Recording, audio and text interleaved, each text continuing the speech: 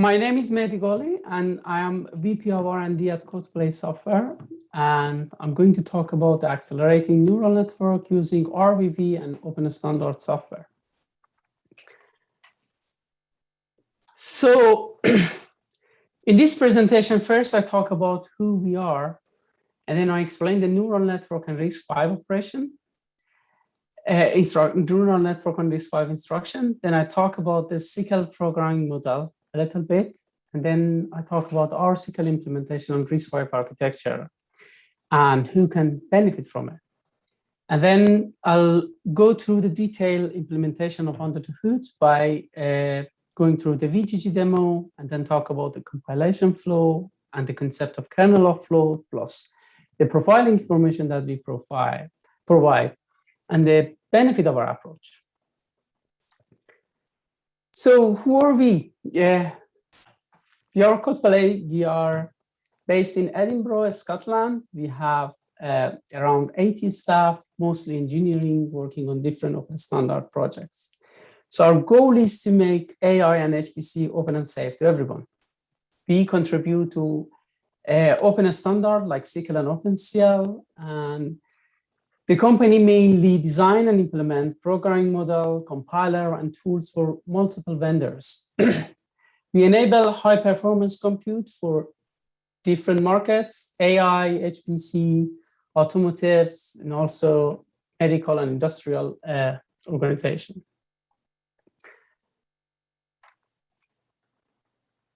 So domain-specific accelerators are required to achieve the cost-effective performance on chip. And AI these days are dominating almost all of the markets. So the cost-effective performance requires tuning the design to the need of the workload. And here RISC-V provides the minimum instruction set and allow basically different vendors to provide their own custom extension. This is very ideal for a starting point of creating special accelerators. There are lots of companies looking at the RISC-V to enable basically AI software these days, and the design can also benefit from the RISC-V vector extension.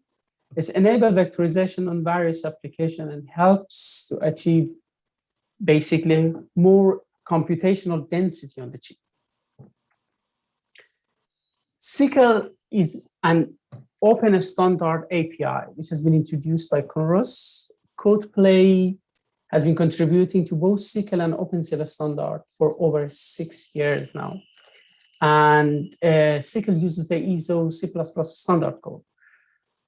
It enables programmer to have one single source code, so because SYCL supports the single source programming model for both accelerator and processor, for accelerator basically, and it allows any high-level user to control over the code that they have, and also low-level vendors to integrate any built-in function that they want, which can be used by high-level user. It's very suitable for graph programming model because SYCL provides the generated dependency graph, which can track the kernel dependency at runtime. There are multiple implementations of SYCL currently. CompUCP is the first one, produced by Codeplay. Then there's a DPC++ implementation of it by Intel, and HipSYCL, which is a university-based SYCL implementation.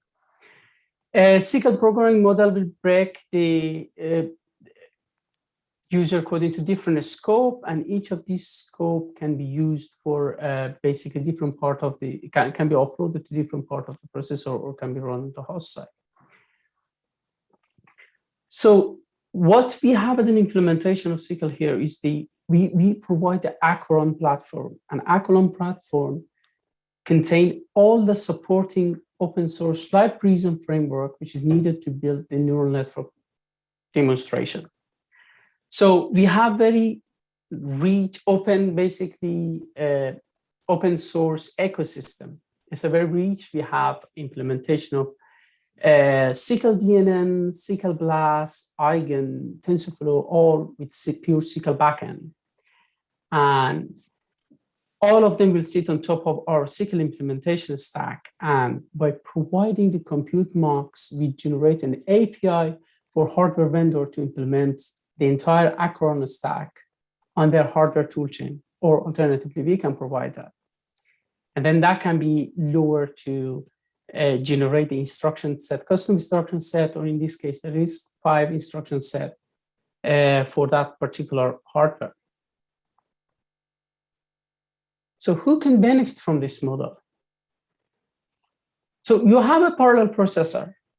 That is the best model for you to basically to be on top of the market by being able to run the entire SYCL stack on your device without going and re-implementing everything. So it can be both in the field of AI or HPC, automotive, anything. It can be, your hardware can be, a hardware processor can be RISC-V based processor, it can be your own custom design. And also it allows you to take the existing GPU code and map it to your processor. And then you can optimize this particular code, take some part of it out, tune it, tile it, and apply different memory level and compute level, algorithmic level optimization. And even if you have the hand optimized built-in kernel, or you're building a compiler for your chip, there is a way that you can integrate it either through compute mux or through SYCL interoperability mode for your built-in kernels. So in order to explain the model and basically see what's going on under the hood, we choose the VGG demo here. And we explain what is basically going down the stack that we provided in order to generate the RISC-V code.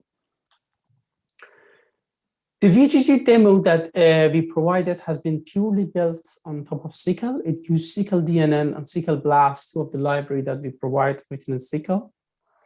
And as you can see, the right-hand side code here contains the way that you can build a network using SYCL-DNN. So you create a network and you add all of your layer, and mainly most of the layers are a repetition of convolution, bias, radio pooling, and fully connected. And in the end, the softmax. Then you call the network.run, which allows you to run the network created.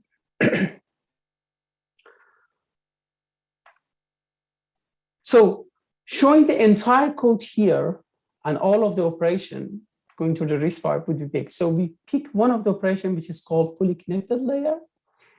And for the fully connected layer is basically a matrix multiplication or gem operation. And given that the VGG model has a lot of 3x3 convolution, which is go to Vinaigrad and then translate it to the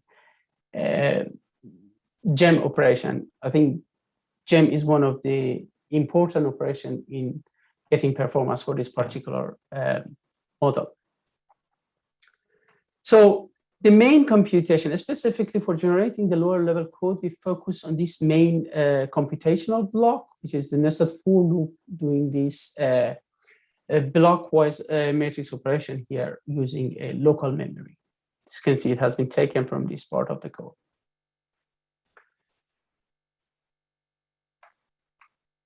And in particular, I'm going to basically walk through the compilation process and basically offloading the code to the scalar vector or RISC-V vector devices. So as I said, SYCL is a single source application programming model. Basically, the application written by user contains both host and device code at the same time. So the compute CPP is able to detect the device part of the code and will generate a basically portable format representation from this code in the form of a sphere or a sphere V. And then this part would be used to generate the device binary code. The host side of the code can be compiled by any C++ compiler. It can be G++, Clang++, even Microsoft C++ compiler. And then the compute CPU will inject the integration headers. And then in the end, the host part of the binary code and device part will be combined and build the entire executable. By having the SYCL runtime library, it will be guaranteed that all of the functionality that you require here would be available at runtime when executing the kernel. So as I mentioned, the CPU part of the code would be traditional path of the CPU compiler, which can be any C++ based compiler. But mainly here we do we'll put the focus on the device compiler. The device compiler in our implementation will detect the SYCL kernel. So the part of the code which is within this parallel for, it can be either in the form of lambda or functor, is going to be considered as the SYCL kernel code and would be extracted by and identified by this compute CPP, our device compiler. And then through that, the scalar LLVM code would be generated. As you can see from this code is not vectorized, it's T-type, it's a template type, which can be a float here in this case. And then it will annotate basically the code, the IR generated here based on the type of the memory has been used. It can be tightly coupled memory or DRAM on the accelerator, etc. And then this would be translated into a portable format. It can be Spear, Spear-V. And the next part is basically our compute autocompiler, which will contain the vectorizer or VecZ. And this one will consume this Spear and will generate the vectorized LLVM IR code. And this would be lowered by the LLVM backend. Here, for example, we have contributed into integration of the RISC-V to the LLVM backend. And this will generate the vectorized RISC-V code here. So let's go through each of these steps via this kernel code, which is generated based on the SYCL. As you can see, this is the SYCL kernel code, which is within the parallel for. It's contained a local memory and then the group ID plus a local ID, and it goes through this nested for loop in order to do the main computation here. So as you can see, matrix multiplication has 3 nested for loop, but here there are 2 nested for loop, you can see. The third, which is the outer for loop, is going to be injected by the compiler, by our offload compiler. And then that will loop over all the data item, which is going to be processed by these cores here. This part of the data, this part of the for loop is basically, which has been generated by compiler, which will be used by this particular code, which contains the actual computation. And based on these indices which has been passed here, each one access different part of the data in order to compute the matrix multiplication. So the very first step, the SYCL kernel would be converted to LLVM IR. And as you can see, the LLVM IR, this is the scalar LLVM IR. And as you can see, the annotation I was just talking, you can see address space 3 here, for example, represent the local memory here, and then the fmol and fadd operation within this for loop here. And then this code would be translated to the portable format, which is Spear-V in this case, containing the fmol, fadd operation, all of them you can see here. This will be consumed by the compute mux here, and it will generate using our VecZ vectorizer, which implement the whole function vectorization technique. It will generate the vectorized LLVM IR.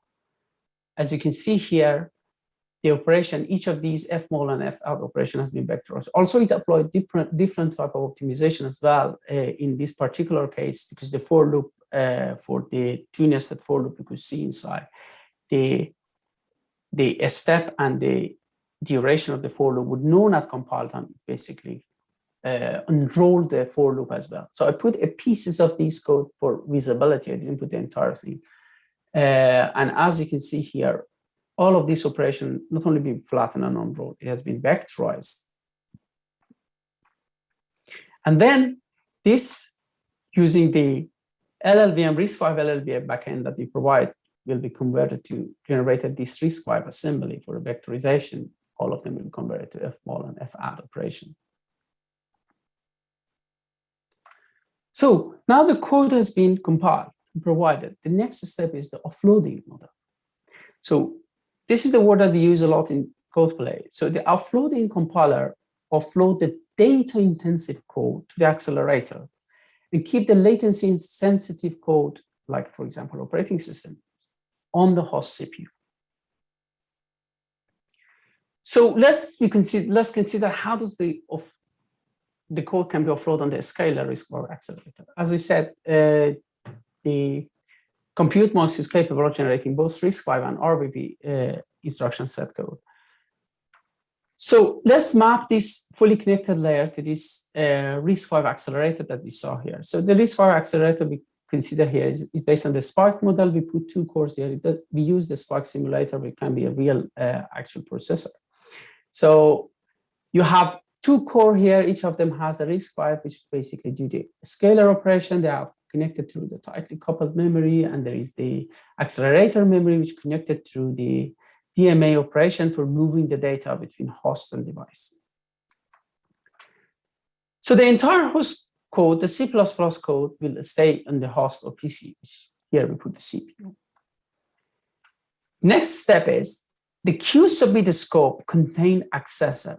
Accessor is the way in SYCL is a way of moving the data. And the accessor, which basically control the data movement, will map to the DMA. And the queue would be responsible for launching this DMA operation. SYCL buffer is the actual container of the memory. The SYCL buffer, depending on the type of the buffer, can be mapped into the PC or into the accelerator memory. For example, if you create on-chip buffer memory, it can stay in accelerator, in the global scope, which can be seen by all the device scope. And some operation can be done on this, and then it can, in the end, it can be DMA back to the device. And then the next step is to offload the kernel code, the code which has been generated to do the operation. And for example, in this case, this will generate the scalar RISC-V ISA. And as you can see, each of these basically do the scalar operation will be assigned to each of these cores.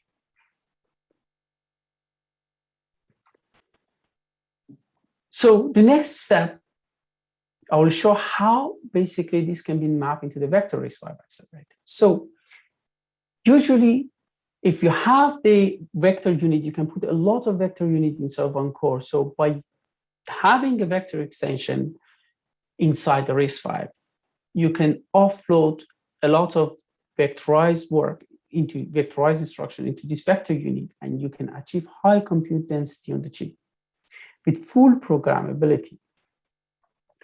So the operation here, the rest of the operation is the same. So the queue operation for doing the DMA and the buffer allocation and mapping is exactly the same. The part which is different in this case is the compile kernel here.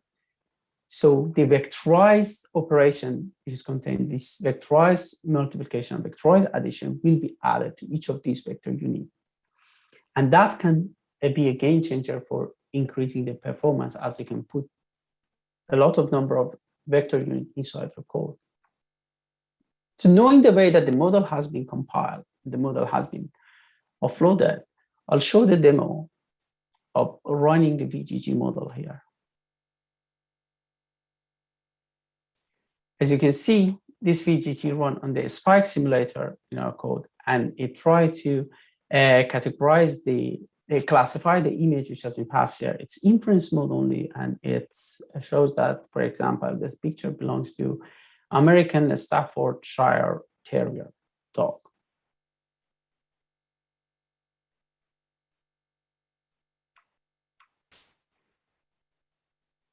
So the entire model that we provided can be accessed through the Codeplay website, which I put the address here. It's NN demo in the Codeplay website. You can download it and you can play with it. You can see different part of the instruction set code which has been generated. in general, the way that the model works is, for the inference mode, it DMA at the beginning the weights plus the images that needed to be classified to the device side. Then there is a VGG graph kernel there, and this kernel contains all of this operation there. So you do DMA once the entire thing on the device, and you don't do back and forth the memory. All of this operation will apply on the device for the data which has been provided, and then the output of the classification would be DMA out. The package which has been provided also support a profiling trace, which can give a lot of useful information about different operation which has been run, total number of cycles of operation, total number of memory read write, and the total number of operation per thread or per core on the device. So there are lots of information which there is a README there. You can play around and you can get a lot of information there. I can see this information, for example, has been extracted from the profiler. So if you're new to this approach, you may ask why this approach and why we make it so complicated instead of writing directly the instruction set based code for each particular hardware that you're going to run on. So the first key benefit is that it's allow you to easily port the larger scale software from the GPU to your new processor design. And it can support a very wide range of high performance architecture. It will give you lots of choices for making your own hardware. You can make your own hardware vector unit, or even based on the scalar unit. You can choose different type of memory that you want to use. You don't need to support basically the complex single address space which CPU support. You can have your own fixed vector size, or you can have your own variable vector size. And the third benefit is that the model is easily tunable. So you can define the tile size, you can define your memory size, you can provide algorithmic level optimization in your model. You can provide the memory access pattern here, optimize the memory hierarchy that you're going to access. You can control the level of parallelism. You can control the scheduling here. You can use your own built-in function if you have through SYCL interoperability mode, so you don't need to basically write everything from scratch. Also, you would be able to reuse a lot of existing code which is already available in the ecosystem. And on top of all of this, it can support a lot of real-world and dynamic workloads. For example, so most of the example that you can see, or even including the example of show, can show the image classification, showing that you have a single picture saying that it is cat or dog or what version of dog. But in real world, you may have different data with different workload, different size, different shape.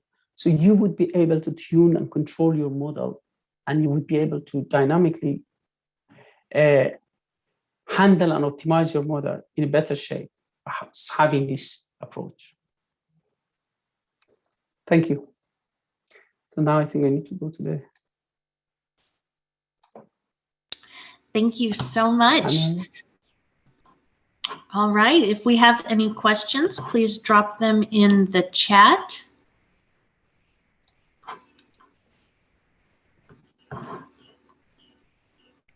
So let me see from where the question has started.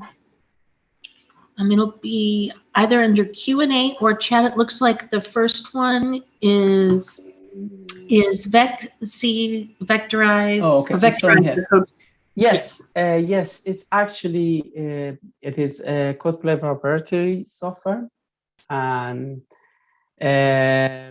we would be able to provide that, and be able to vectorize any generic code here.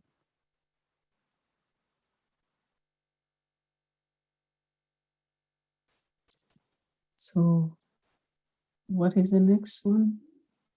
Let's see, I think. And yeah, it is a proprietary, by the way, based on the LLVM, the vectors.